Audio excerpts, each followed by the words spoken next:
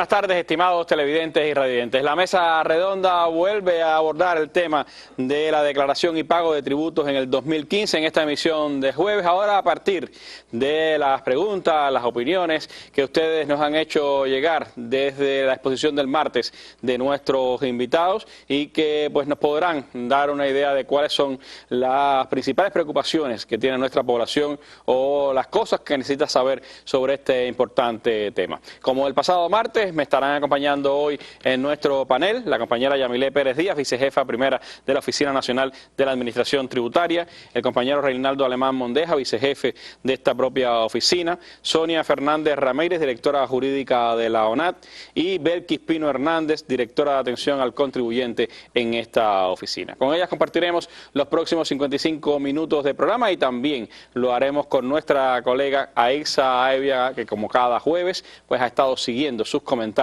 en la internet a través del correo electrónico y todo lo que pues pueda aportar también para el mejor conocimiento de este tema. Así que los invito a que nos acompañen en nuestra mesa redonda.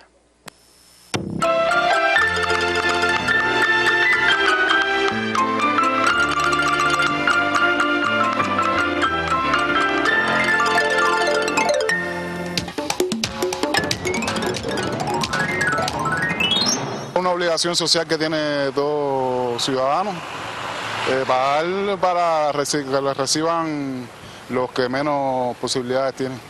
Sí, tengo entendido que te dan un plazo que hay que pagar según las informaciones que dan en la televisión, a partir de, antes de una fecha límite, ellos te hacen una rebaja de los precios.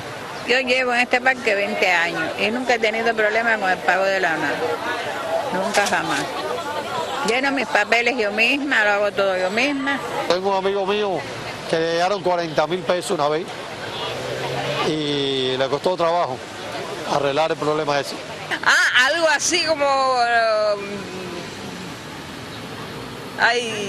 esto que se paga por la renta, algo de eso. ¿He escuchado de eso por la televisión? Sí, cómo no. Para los que tienen, que son cuentapropistas, ¿no?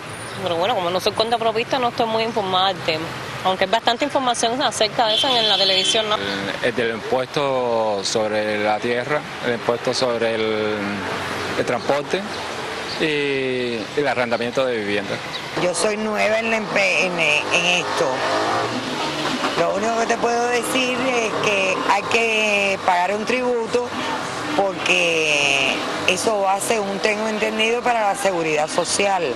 Yo pienso que hay que analizar las cosas y hay que informar más a los trabajadores por cuenta propia, a la población, ¿entiendes? Porque creo que a veces al final del año se puede ser injusto si el trabajador por cuenta propia no tiene una revisión constante, aunque sea mensual, de un supervisor, de algo que tenga que hacer un contacto obligatorio con la gente de la ONAT. Lo que hace falta es que todo el mundo esté legal, porque los que no pagan entonces son los que nos traen problemas a nosotros. En primera se ve un espíritu egoísta, porque quieren ganar pero no quieren contribuir a la sociedad, y todos debemos aportar a la sociedad. Lo que nosotros hacemos es eso precisamente, lo que trabajamos por cuenta propia, esa es la manera que tenemos para aportar a la sociedad.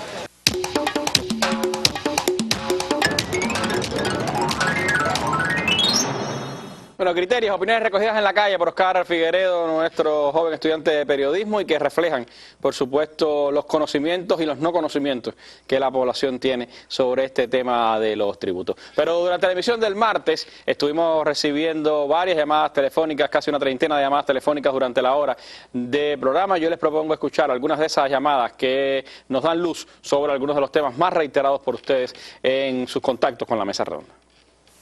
Me llamo Armando Atane, soy de la circunscripción 36 de aquí de Plaza. Mi preocupación es con los paquetes fiscales. Hoy estamos a 13 y todavía no ha llegado. Yo he visto al cartero varias veces y lo que viene es lleno de periódicos que están de los suscriptores. Fui hasta el correo y me dijeron que nada más ellos reciben 18 o 10 paquetes fiscales que están recibiendo diario. Y aquí no acaba de llegar. Reinaldo Suárez Arbelay, de Santa Clara. Yo tenía un carro y lo vendí, y ya la persona que yo se lo vendí pagó la chapa del carro en el 2015, y ahora dicen que yo tengo que irme a dar de baja con un certificado de tránsito. Yo no entiendo eso. Liliana Fernández y estoy llamando desde la provincia de Matanzas. Tengo dos preguntas. La primera es saber si en la empresa de nosotros, que es el caso de la Rafael Somavilla de Matanzas, no han pagado cuando vaya que pagar hacer la declaración jurada. ¿Qué haremos nosotros si tenemos tantos meses atrasados de dinero? La otra pregunta es que quiero saber que el año pasado yo no hice declaración jurada. Si puedo pagar los 2 años o si debo pagar este año nada más. Correa Borlé, la provincia de Santiago.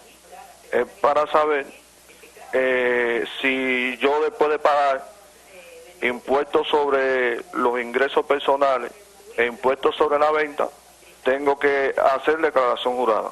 Roberto Fuentes y Fernández Villaclara. ¿Por qué hay que hacer la declaración si eso es una cosa muy particular de uno?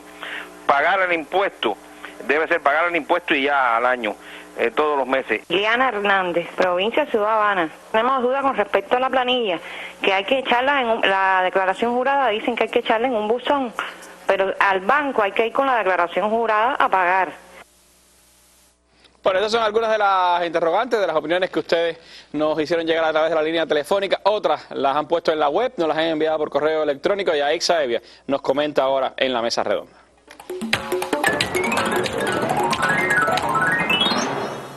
Sí, efectivamente, escogimos las más generales, las cuestiones que más le preocupan a ustedes. Vamos a ver una de ellas. Esta la expresa Denis López Infante desde Boyero, acá en La Habana. ¿Qué le preocupa a Denis? Dice Denis que dentro de los gastos deducibles, que es un 30% de la licencia de construcción, quiere saber si aparte de todas las cosas que entran, está también el salario de los trabajadores. Otra inquietud, en este caso es de Abdiel Leal. Abdiel dice: deseo preguntar si al ser este el primer año en que los artistas liquidarán su impuesto sobre ingresos personales, se incluyen en los ingresos de la declaración jurada los cobros pendientes que tenía el artista con las instituciones de la cultura que comercializan su obra al cierre de diciembre de 2014 y que él cobró en enero del 2015 en banco o posteriormente, o si al contrario, la fecha para incluir ingresos en la declaración jurada es la del cobro real en el banco. También Abdiel pregunta si pueden explicarle a detalle el expediente de solicitud de bonificación de hasta el 30% de los ingresos. Y una última inquietud en este primer momento, Ranti, es de Alberto. ¿Qué pregunta Alberto? Dice Alberto: la ONAP y el Ministerio de Finanzas y Precios deben tener en cuenta que Acoré solo nos paga el 2% de lo que el empresario extranjero le entrega por concepto de salario. Ese 2% equivalen a unos 300 pesos en moneda nacional y con eso nos retiraremos. Sigue diciendo Alberto: la gratificación que de manera voluntaria nos entrega el empresario y que es en realidad nuestro salario, se ve grabado en un 30% por la ONAP, o sea, que dedicamos más de 3 meses del importe de las gratificaciones para pagar el impuesto. Hasta aquí estas inquietudes, Randy, como les decía, las más generales. Bueno, gracias Aixa por participación, tu primera participación en el programa de hoy.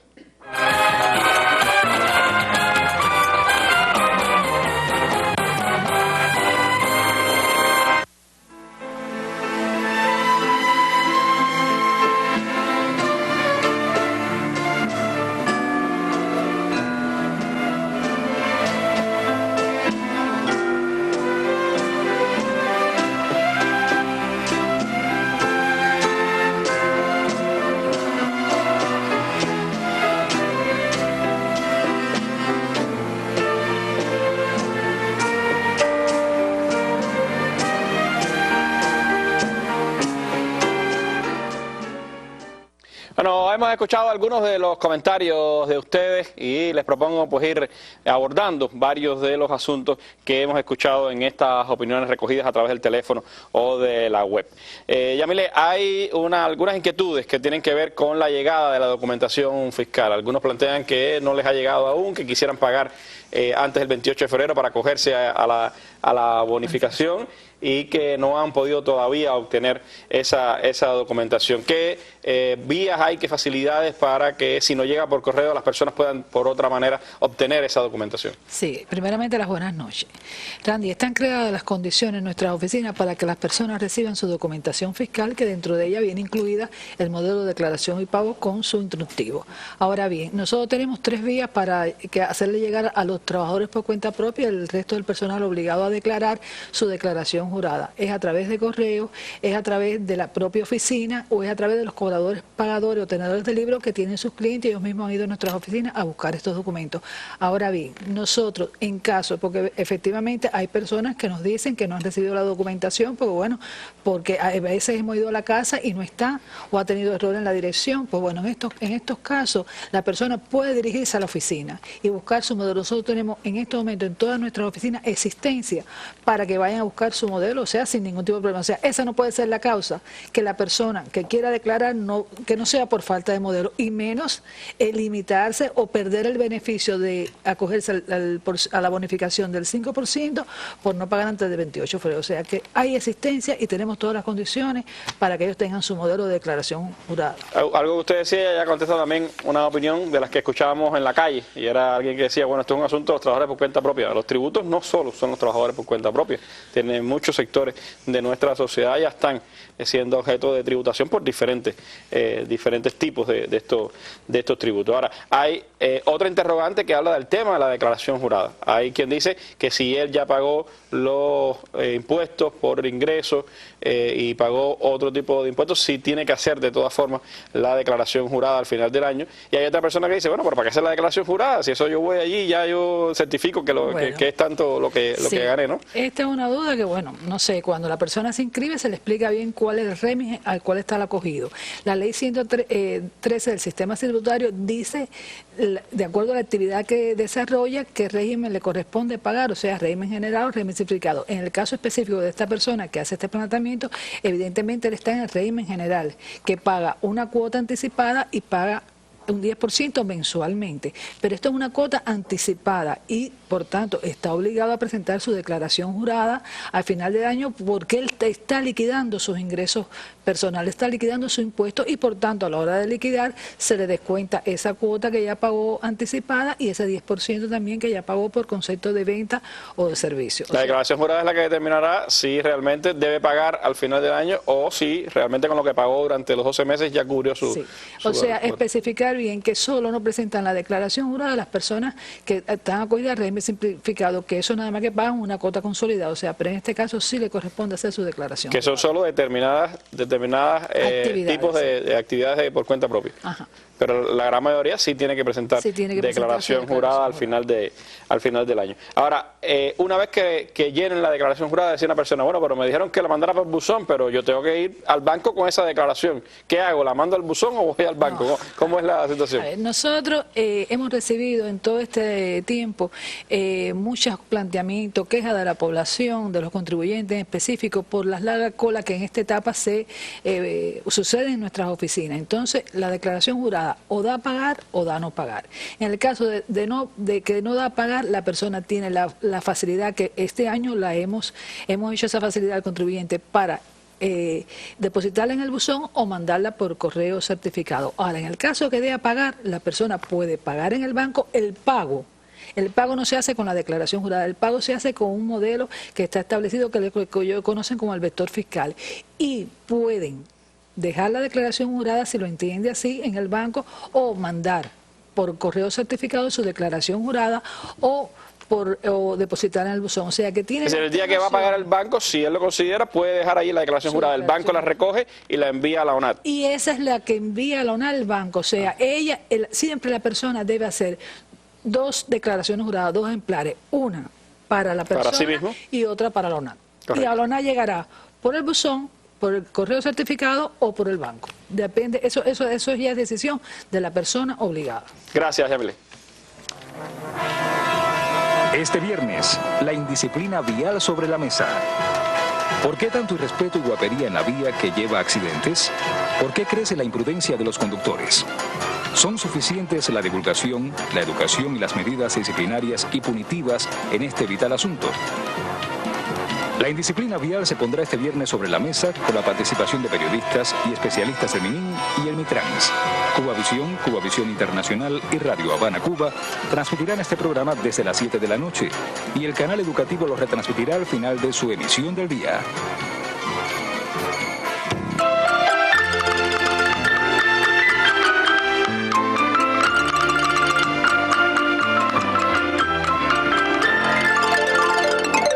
Bueno, tema importante el que tendremos a debate mañana en nuestra mesa redonda, como también lo es este de hoy, que incluye a millones de ciudadanos cubanos que participan de este ejercicio de contribución a la sociedad a través de los tributos. Uno de los sectores, Sonia, que se incorpora con fuerza este año en el tema del pago de los tributos, en nuevas reglas, es el sector de la cultura, y hay varias interrogantes del sector de la cultura. Escuchábamos algunas, hay otras más que nos llegaron, que sobre todo se interrogan en el hecho de que varios artistas plantean que no se les paga en tiempo por sus instituciones y que a veces pagos que eran del 2014 lo van a recibir ahora en el 2015, que en ese caso, ¿qué es lo que pagan? Si lo que debían haber recibido, es decir, el tributo sobre qué parte es, sobre lo que debían haber recibido o sobre lo que realmente cobraron. Y hay otros que pues preguntan si el no haber declarado ellos como sector el pasado año pues obliga a que este año tengan que pagar los 2 años de tributación. En fin, son algunos de las interrogantes. Creo que sería bueno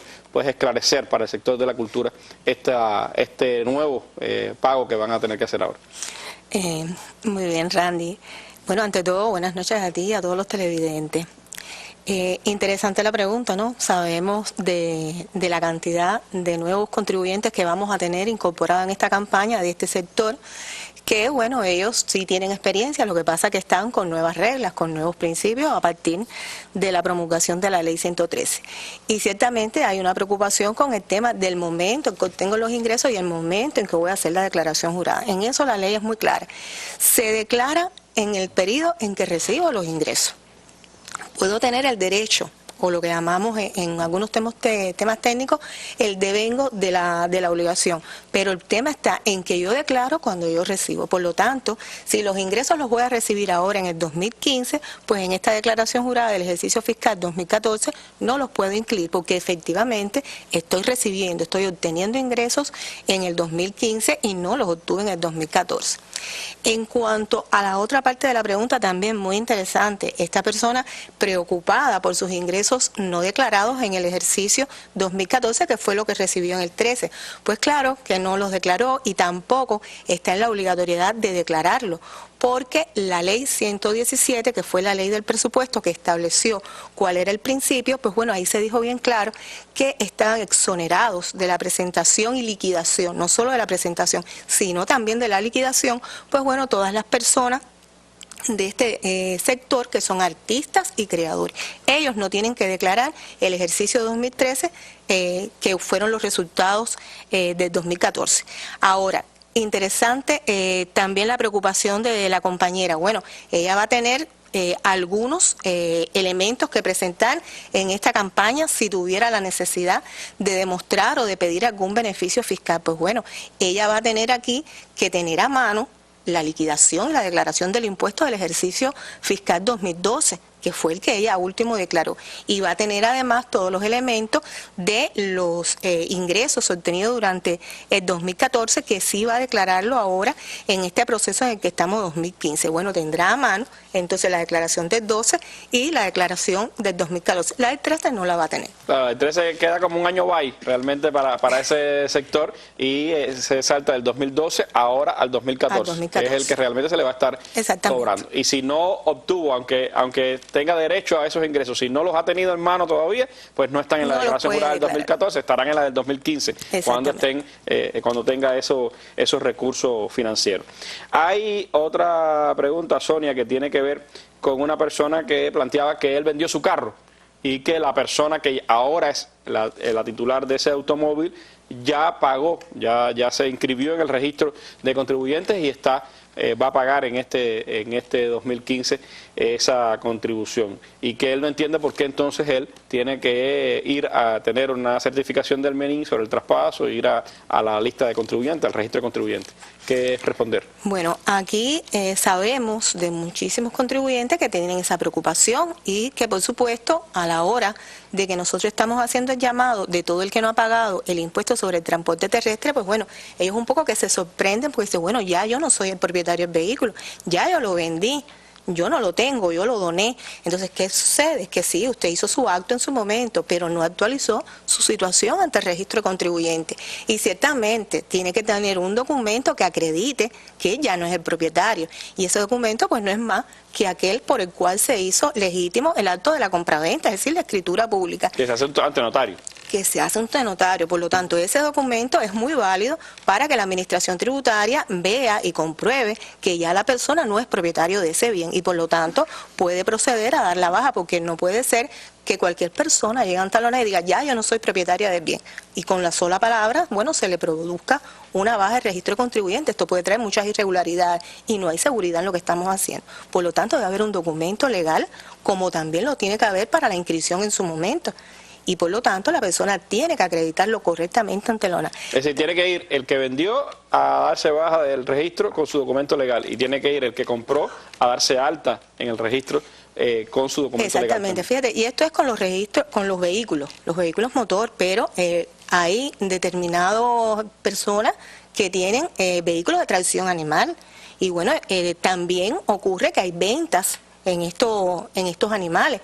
Pues por lo tanto, si es un vehículo de tracción animal, ¿quién autoriza eso? Bueno, ante un registro pecuario se autoriza la venta de esos animales que sirven para el tema de la tracción animal, aunque no es el caso puesto aquí, pero sabemos que también existe así. Por lo tanto, el registro que hizo y autorizó la compraventa, pues bueno, ahí se da un documento y ese es válido también para presentar ante la oficina nuestra. En ese caso, el documento solo es presentarlo, no tiene que dejarlo en la oficina, es presentar el documento legal a la oficina. Exactamente.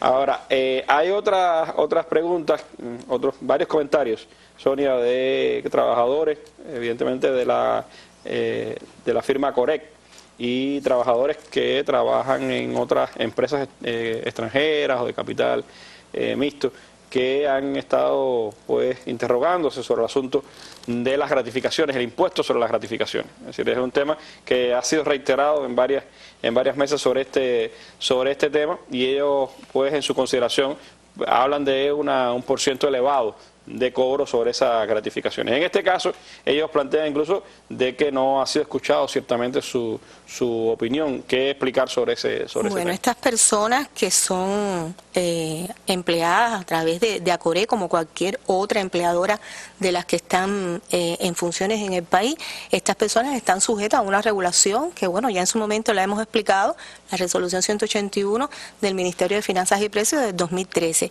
Y ciertamente ellos en algunos momentos han presentado sus preocupaciones por la forma en que está establecida la legislación para ellos, en específico su reglamento propio. Pero tenemos un principio de generalidad y para todos los contribuyentes es la aplicación, este impuesto que estamos hablando, del impuesto sobre los ingresos personales. Ellos tan como lo puede ser el artista, como lo puede ser el trabajo por cuenta propia, deben utilizar las mismas reglas para el impuesto, es decir, ellos van a declarar todos los ingresos obtenidos en el año y van a desglosar por la escala progresiva todos esos impuestos hasta el tramo en que le corresponda. Ellos durante el año también han hecho pagos parciales, han tenido retenciones en un 5% que lo han pagado de manera trimestral. Bueno, esos son pagos que van a descontar también en su declaración jurada y van a tener el mismo beneficio que el resto de los contribuyentes de los 10.000 pesos exento como mínimo exento en el año. Ciertamente, todos sus criterios, todas sus preocupaciones han sido evacuadas por la oficina. Incluso nosotros tuvimos encuentros muy interesantes con ellos durante varios meses, donde pudimos darle una asesoría más personalizada, donde vimos los casos muy particulares y recogimos mucha información que la hemos trasladado, bueno, al propio Ministerio de Finanzas y Precios, que también participó junto con nosotros en las sesiones de atención a ellos, escuchando todos sus planteamientos. Bueno, en el momento en que se decida revisar nuevamente el reglamento para este sector, pues bueno, seguramente habrá consideraciones de todo lo que han expuesto hasta ello. Pero hasta ahora tienen que utilizar los mismos principios que todos los demás contribuyentes. Hay que transitar por la escala y hay que deducirse los 10.000 pesos. No obstante, hay que esperar una modificación del reglamento si en su momento se entiende que sea necesario cambiarlo. Por ahora, le pedimos que tengan confianza y que, bueno, no se prejuicien tampoco. Presenten la liquidación, vean cómo corre, tengan en cuenta que no es una escala directa, porque a veces lo que sucede también es que no practican correctamente los cálculos y a veces eso les preocupa porque dicen, bueno, un 50% directo, no es un 50%, el tema de desglosar los ingresos por la escala es lo que le va a dar a ellos la confianza de que el impuesto no es agresivo.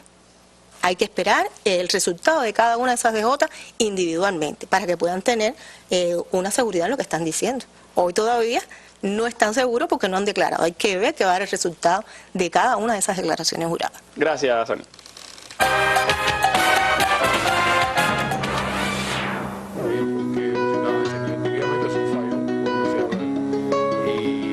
Cuando vi a Tony y después a Ramón, ya ahí sí dijo, esto cambió. Sí, esto cambió. Sí, ya esto pero de todos modos seguimos diciendo, esto es seguro cuando el avión aterrice. Y aún cuando el avión aterrizó, demoramos un poco en bajarnos. Y los funcionarios americanos bajaban y subían y bajaban. Y yo le dije a esta gente, oye, si esto arranca otra vez me tiro por la ventana o por lo que sea, a rayo no voy. Sí.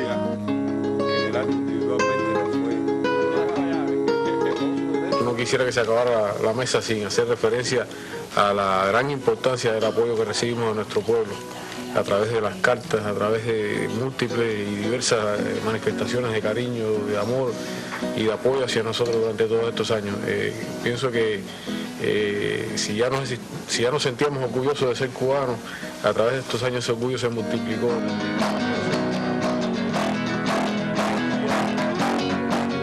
Usted lo vio aquí, en la Mesa Redonda.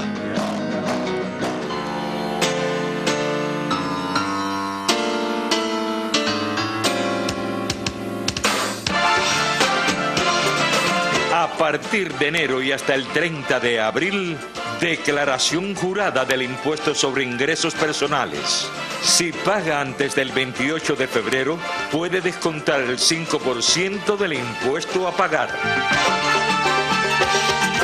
Nuestro aporte importa.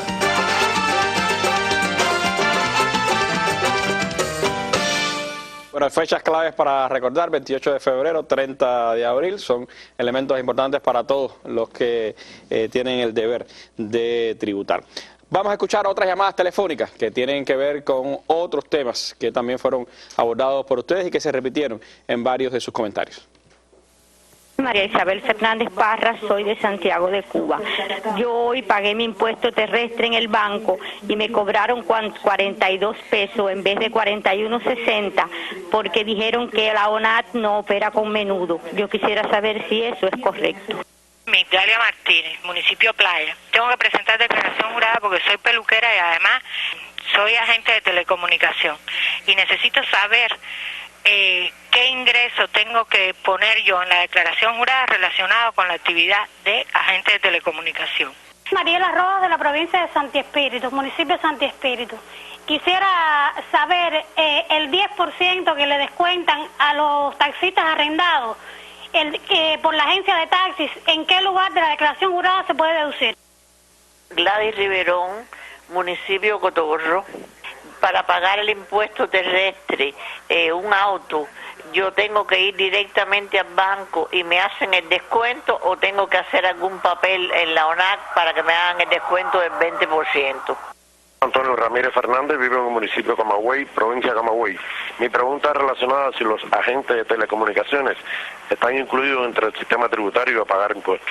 Telma Rodríguez, de Santiago de Cuba. Mi preocupación es sobre las cooperativas no agropecuarias. ¿Qué modelo van a utilizar para hacer la declaración jurada? Si es la DJ08. Anaísi García Díaz, municipio Playa.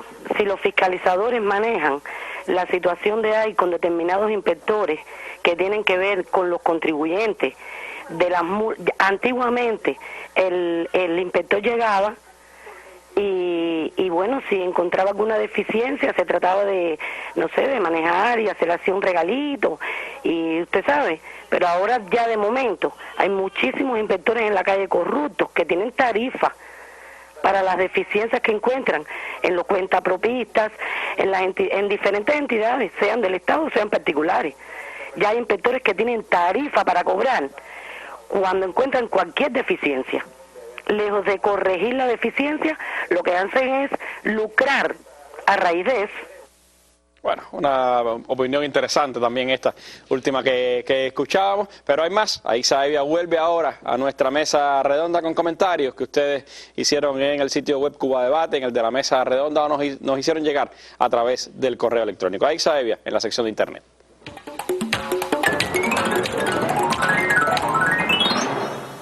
Vamos de nuevo con sus inquietudes. En este caso es Mila, la persona que se comunica a través de la web, y dice Mila: quisiera saber si a los usufructuarios de tierras en todo el país se le aplica el mismo régimen tributario. Pues no es lo mismo el campesino, dice Mila, que vive en Artemisa, el de Mayabé, La Habana, o el que vive en Guantánamo, o en lo último de Pinar del Río, por poner ejemplo, a los que muchas veces ni siquiera les recogen los productos que quiere acopiar. Y si se los recogen, se lo pagan a los 2 o 3 meses. Y sigue diciendo Mila: ¿de qué vive este campesino? Al final del año, por ejemplo, liquida cosecha de tabaco, pero entre los insumos que son carísimos, seguros y demás, le quedan 3.000 pesos. Cuando saque lo que debe pagar a la ONAT, ¿cómo queda su economía? Pienso que no podemos aplicar a todos en el país el mismo régimen tributario. Este tributo debe ser por el historial de la liquidación de cosechas y demás. Esta es la preocupación y la inquietud de Mila. Y Cubano nos dice: para la declaración jurada quizás debe existir también la posibilidad de ser enviada vía digital, o sea, vía intranet, correo electrónico o por medio de una nueva figura. Dice además Cubano: quizás deban crear un sitio web donde las personas puedan hacer preguntas, denuncias, dar criterios, opiniones, sugerencias. Y algo muy interesante que dice esta persona, dice: además, donde sea posible, revisar actualizado el movimiento económico de cada región, época, así como las leyes y las regulaciones. Y Eduardo también se comunica con nosotros con una inquietud y nos dice: aún hoy, 15 de enero, no está habilitada la posibilidad de pagar el impuesto al transporte terrestre por telebanca, ni por los cajeros automáticos, aunque aparece la opción en la pantalla del cajero. Y una última inquietud es de Alfredo Echenique García de Marianao, que nos dice: son cientos de personas que no aportan a la ONA, como peluqueras, taxistas, entre otras, y no se ve ninguna medida para que paguen. Hasta aquí, Randy, las inquietudes de las personas que se comunicaron con nosotros. Bueno, interesantes opiniones, y de esas, por supuesto, vamos a estar hablando en los próximos minutos de nuestra mesa redonda. Gracias, Aixa. Pero lo solitario. Este sábado, en la mesa redonda, estreno del documental Tú fuiste la semilla. Al barrio, andando con muletas. Me gusta poesía y canción.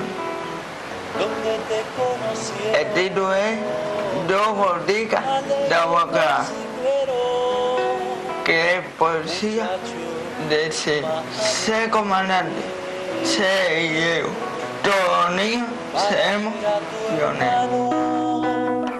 La hermosa leyenda de un niño pobre de las tierras avileñas, donde acampó la tropa del Che durante la invasión, sirve de inspiración a los realizadores del conmovedor audiovisual que estrena la mesa redonda este sábado a las 7 pasado meridiano por el canal educativo 2.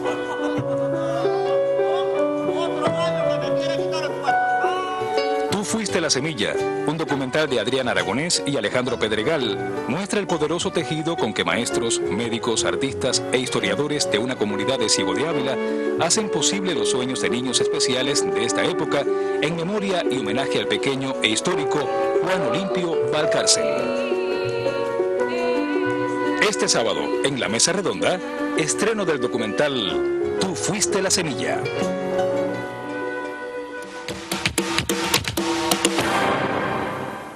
Bueno, regresamos ahora entonces a hablar de algunos de los temas que escuchamos en esas llamadas telefónicas o en los comentarios que nos hacía Aixa Evia. Comenzaría, Belkis, por el tema del sector agropecuario, que sin duda es uno de los que tiene pues importantes contribuciones y también importantes excepciones en este pago de los tributos. Una persona escribía sobre el tema de si se aplica por similitud estos tributos, no importa sea el campesino de Guantánamo, de Santiago, de Artemisa, o esté en una u otra actividad económica, y también habla sobre el hecho de que el pago mensual que deben hacer muchas veces no se coincide con el resultado del ingreso que reciben por las cosechas, que a veces es 5 o 6 meses después. Sobre estos temas, ¿qué pudiéramos comentarle a los televidentes?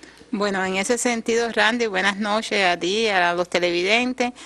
Pudiéramos comentar primeramente que el sector agropecuario es uno de los sectores que tiene mayores beneficios en la ley 113 del sistema tributario, porque precisamente se hace con el propósito de incrementar la producción agropecuaria. Estimular que las personas vayan al sector agropecuario. El planteamiento que hacía, que decía que no era lo mismo un usufructuario de Mayabeque que de Guantánamo o de La Habana, digamos. En ese sentido tenemos que decirle que como principio el impuesto es general, pero que no es que paguen lo mismo. Por ejemplo, para este sector de contribuyentes, hasta en la ley del presupuesto están exonerados de presentar la declaración jurada, excepto los que pertenecen al sector cañero. En este caso, que ella está hablando del tabaco, están exonerados de presentar declaración jurada, es decir, que no tienen que presentar la declaración jurada del ejercicio fiscal que acaba de concluir, que es del que estamos hablando ahora, y lo que pagan es un 5% de las ventas que realizan, es decir, que independientemente de la provincia en la que usted va a pagar en correspondencia con la venta que usted hizo, exacto, es decir, del importe que usted recibe por las ventas, aporta un 5%, en la medida que usted recibe más, aporta más, pero si recibe menos, aportaría menos. Ahora, la pregunta un poco que tiende a confundir, porque también habla de que a veces no tiene el dinero y que tiene que realizar el pago. Puede ser que ella se está refiriendo entonces a lo establecido en relación a la contribución a la seguridad social para este sector de contribuyentes, que está aprobado desde el año 2012, el decreto ley 298, que establece el régimen para la seguridad social de los usufructuarios de tierra.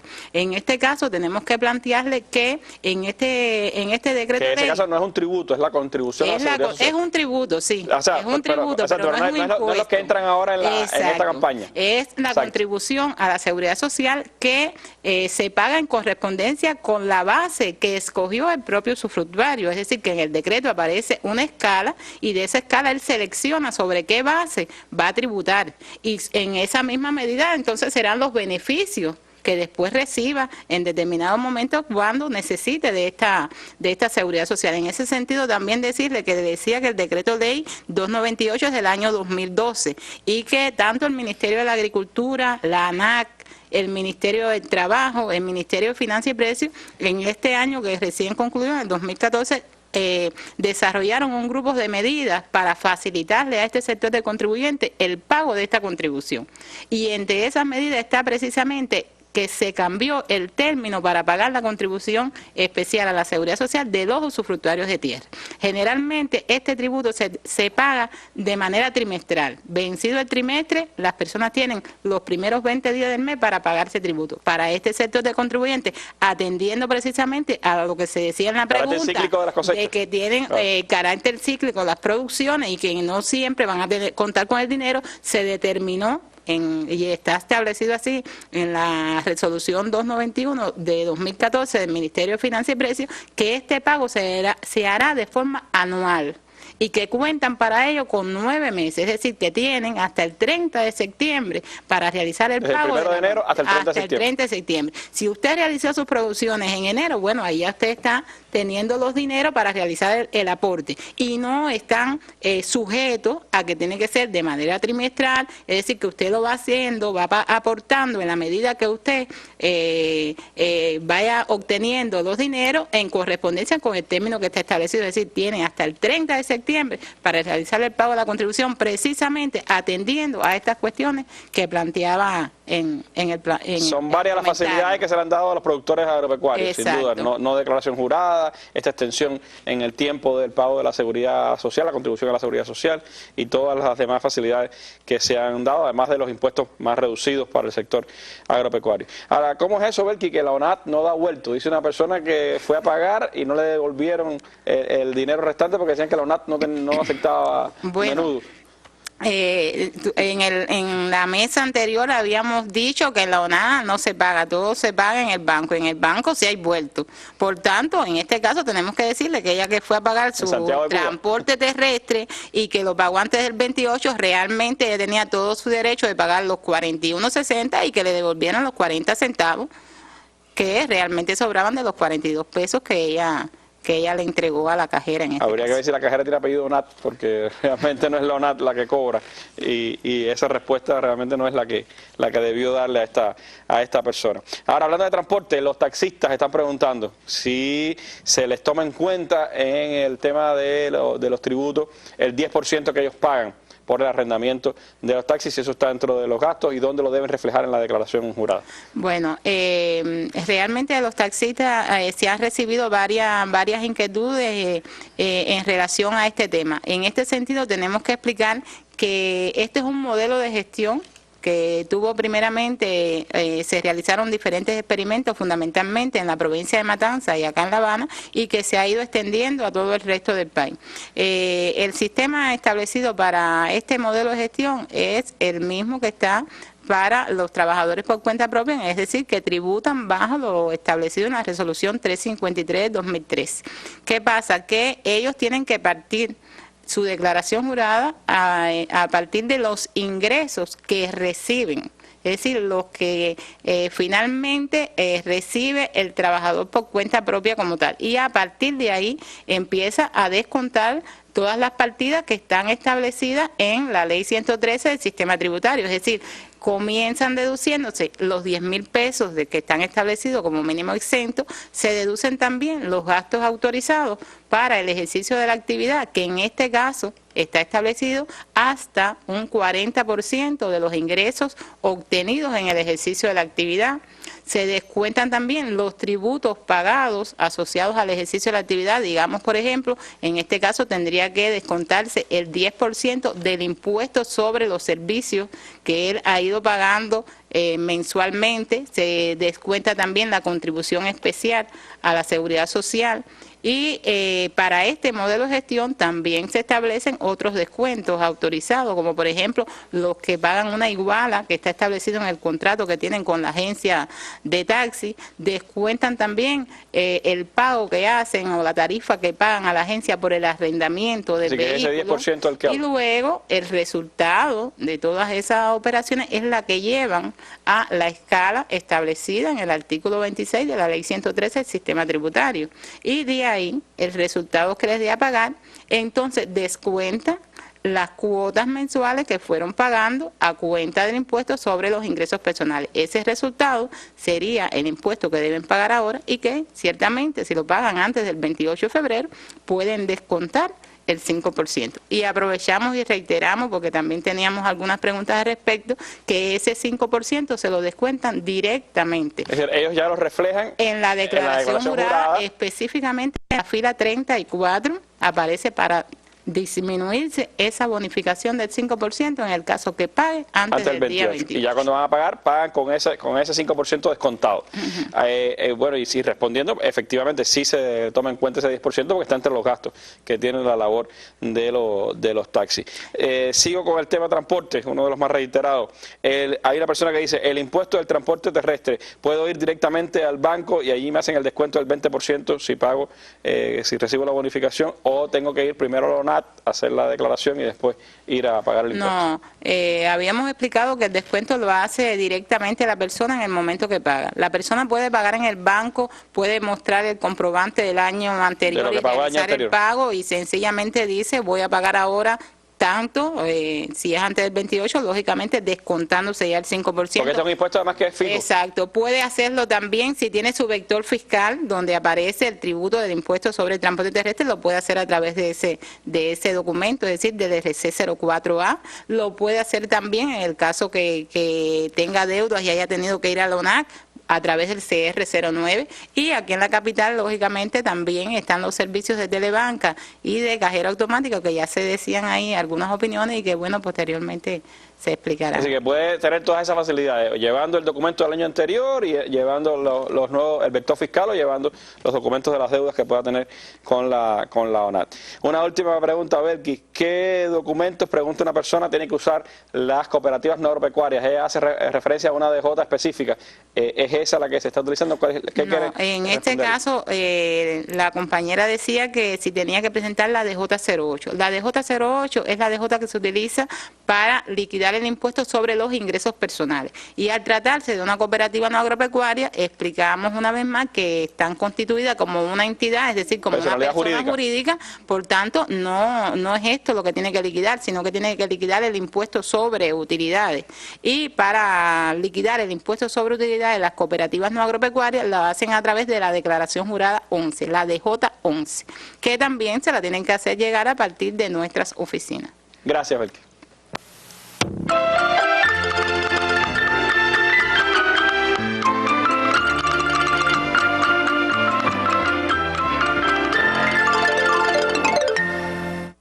Bueno, el tema de el agente de telecomunicaciones, una nueva figura de trabajo por cuenta propia que surgió el pasado año y ya tiene pues parte de, en las preguntas, ¿no?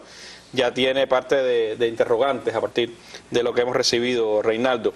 Hay dos preguntas que me parece que pueden ilustrar un poco todo el tema. Uno que pregunta si como agente de telecomunicaciones ya tiene que pagar impuestos como trabaja por cuenta propia. Y hay otra persona que tiene dos actividades por cuenta propia. Es decir, ella plantea que hace una actividad por cuenta propia y además es agente de telecomunicaciones. Que en ese caso, ¿cómo paga sus impuestos? Sí, el agente, como buenas noches, Randy, y reiterada a los televidentes, a los radioyentes, ¿no?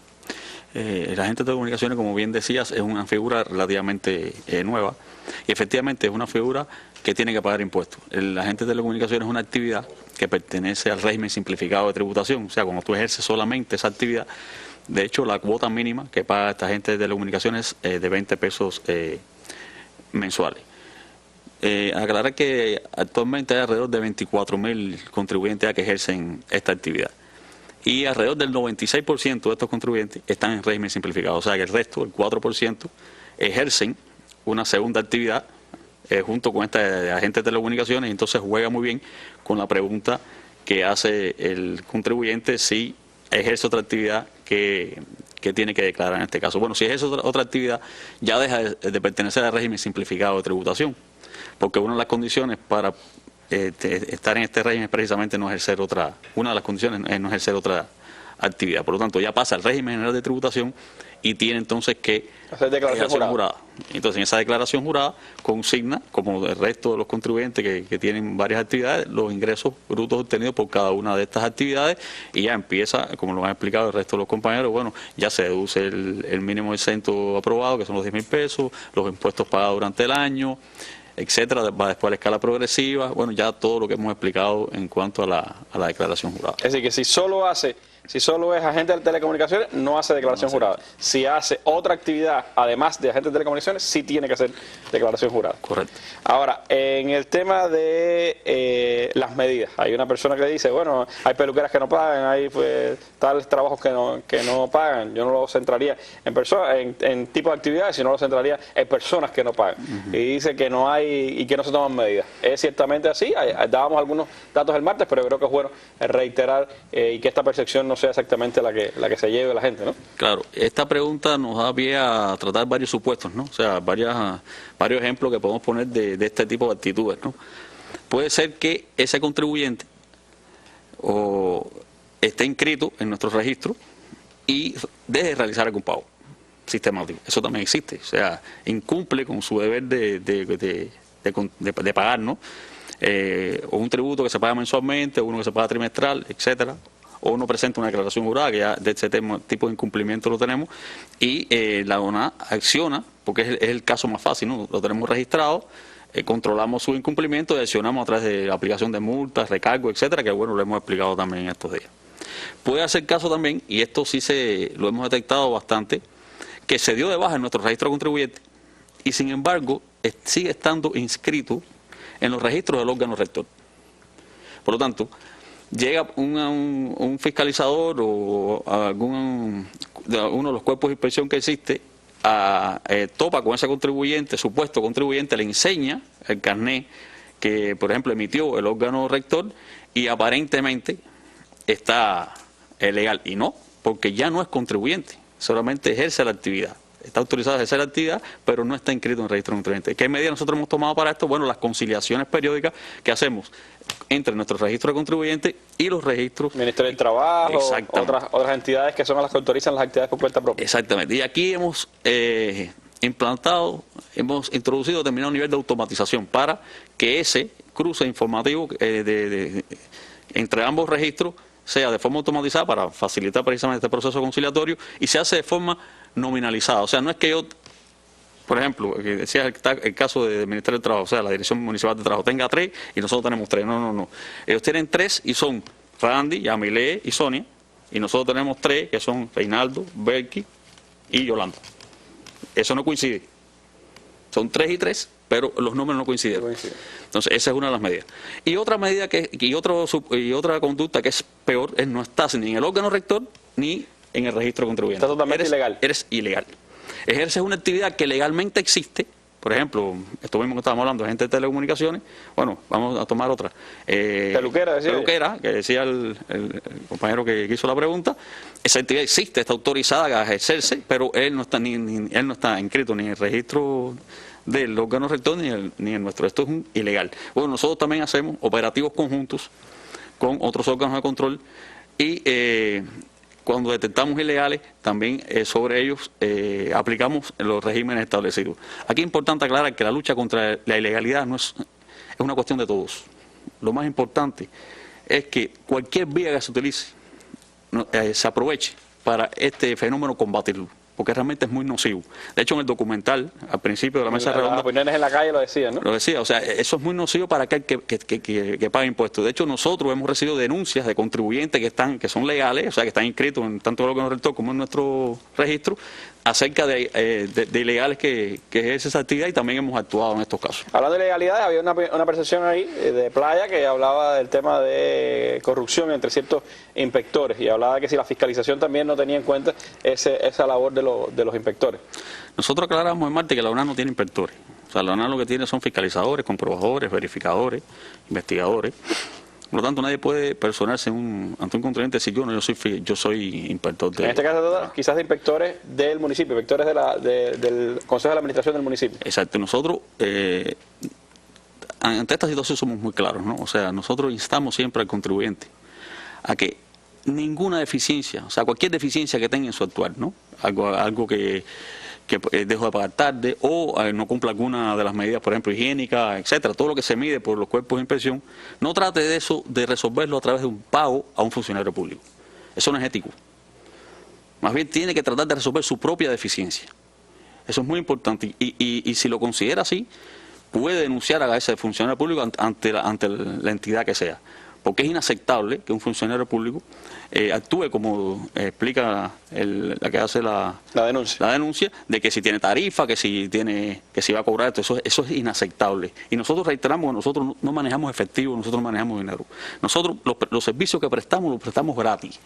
Por lo tanto, ningún funcionario nuestro, en caso nuestro de Lona, puede estar exigiendo este tipo de cosas. Y si un contribuyente lo detecta y lo denuncia ante nosotros, nosotros actuaremos sobre ese funcionario. En eso nosotros somos drásticos, muy drásticos en ese actuar. Y tenemos referencia que en el caso de Playa, si efectivamente se dieron casos en el cuerpo de inspección del municipio, del gobierno del municipio, y que fueron sancionados varios inspectores. Por último, Reinaldo, se habla de la telebanca, en el caso del impuesto terrestre, que no está activada todavía aquí en la ciudad, y también pues sugerencias de la necesidad de ampliar en el ámbito digital los servicios que se brindan a los contribuyentes. Sí, en el caso de la telebanca nos ocurrió un problema técnico. Realmente quisimos prestar un servicio aún mejor este año. Este servicio se hace de conjunto con Banco Metropolitano, es donde funciona el servicio de telebanca, igual que pago por cajero automático. De hecho, está previsto junto con el sistema bancario, que es nuestro agente recaudador, estos servicios extendiendo en la medida de las posibilidades, ampliándose. Y tratamos este año de que ya cuando uno llamara al operador de telebanca o fuera el cajero, ya incluso apareciera el importe bonificado directamente, no hubiera que hacer ese cálculo, y ahí nos ocurrió un error técnico que ya está siendo solucionado. A partir del lunes ya va a estar activo el servicio, o sea que da tiempo perfectamente. El lunes puede recibir puede pagar por Telebanca y recibir la bonificación. Exactamente. Es importante decir que esto se ha ido extendiendo, ¿no? Por ejemplo, en el año 2014 todavía hay muy pocos pagos por este servicio. En el año 2014 más o menos se realizaron 500 pagos por cajero automático y 3.500 por banca telefónica. Esto es algo que va cobrando auge, ¿no? Y está a tono con lo que nos sugería el compañero que escribió, ¿no?, por Cuba Debate, y es que esto forma parte de una estrategia de crear facilidades de pago. O sea, pagar impuestos a nadie le gusta, pero si uno se lo hace más llevadero, bueno, lo agradece. La informatización de la sociedad cubana incluye esa perspectiva de servicio, ¿no? Hay una estrategia de informatización donde está incluido el sistema bancario, el sistema financiero bancario, ¿no? Está la ONA también, donde una de las estrategias es crear muchas múltiples facilidades, no solamente cajero automático, Telebanca, sino también mañana pudiera pagarse a través de un sitio web, pudiera pagarse por banca remota, pudiera pagarse por celulares. O sea, hay toda una estrategia, está estudiada. Son variantes que existen en el mundo y en independencia de la informatización de la sociedad iremos nosotros también introduciendo este tipo de facilidades para bien de los contribuyentes. Bueno, me quedan 2 minutos, no se lo voy a dar a Yamilei y otro a Belki. Te vi con una insatisfacción cuando yo dije algo del 10% de los taxis. No es exactamente así. A ver, el tema está en que cuando se habla de 10%, si está hablando del impuesto sobre los servicios del 10%, ahí se lo descuentan los tributos pagados. Pero una de las preguntas hablaba del transfer que se paga entre el hotel y la parte que le corresponde a la agencia de taxis por la gestión que ella hace, y en ese caso hay que decir que él empieza a declarar a partir de los ingresos que recibe. Claro, ese no es ingreso. Ese no es ingreso. Ya, bien, perfecto. Entonces, Yamilei, 2015 ya estamos en plena campaña, ya están las personas acudiendo a la ONAT. ¿Qué decir? Que evidentemente el tiempo nos ha alcanzado para dar respuesta a todas las preguntas, que pueden comunicarse con nosotros a través de los teléfonos que tenemos habilitados en todas las oficinas, a través del correo electrónico. Por tanto, nosotros, porque eso forma parte de nuestro servicio, dar respuesta a todas estas inquietudes. También ha habido algunas inquietudes referentes a la legislación. Esto lo tramitaremos con los organismos competentes, que son los que legislan porque lo que se quiere con el objetivo de todo esto es recepcionar todas las inquietudes, todas las consultas, todas las sugerencias para mejorar el trabajo por cuenta propia. ¿Y qué decirte de la campaña? Que bueno, con esta experiencia de años anteriores, con todo esto que hemos estado haciendo, divulgando, etcétera, aspiramos a resultados superiores, porque la oficina está preparada para eso, y creo que hemos preparado a los contribuyentes para que cumplan su deber de declarar bien y declarar bien. Por tanto, su aporte importa. Declarar bien y pagar bien, esa es la contribución fundamental que pueden hacer cada uno de los ciudadanos, porque como se ha dicho, estos tributos van directamente al presupuesto del Estado, que los invierte, sobre todo en la materia social y en el financiamiento de importantes actividades del país, como la educación, la salud, la seguridad social, el deporte, la cultura, que es tan grato y que nos sirve a cada uno de nosotros. Le agradezco muchísimo a los compañeros de la Oficina Nacional de la Administración Tributaria por haber compartido estas 2 jornadas con nosotros. Estoy seguro que no será la última vez. Y bueno, nos despedimos con nuestras imágenes del día, que la dedicamos a todos los trabajadores de la ciencia en Cuba, que hoy están festejando precisamente su jornada. A la ciencia cubana, nuestras imágenes del día. Muy buenas noches.